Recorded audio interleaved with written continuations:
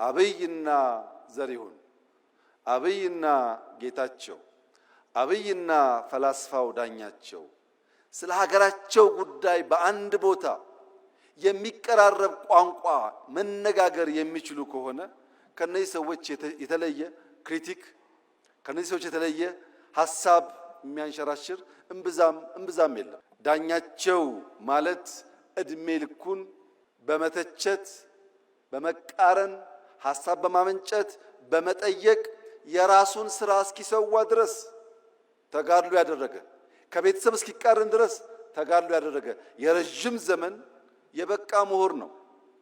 ዘሪሁን በኢህአዴግ በመጀመሪያ ወራት ከዩኒቨርሲቲው ከተባረሩ ምሁራን መካከል አንዱ ነው። በዚሁ ስራው ኢህአዴግ ውስጥም ደጋፊ ተቺ ነበር፣ በእኛ ጊዜም ተቺ ነበር።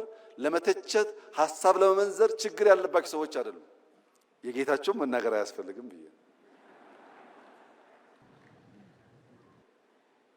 ከነዚህ ሰዎች የተሻለ የደረጃ ሐሳብ ይዞ በኢትዮጵያ ናሽናል ኢንትረስት ላይ የሚታገል ብዙ ሰው አላየውም። ለሁላችንም ኢትዮጵያ ትበቃለች። የምንደመረው በአንድ ጭንቅላት ለማሰብ አይደለም፣ ስለ አንድ ሀገር ለማሰብ ነው።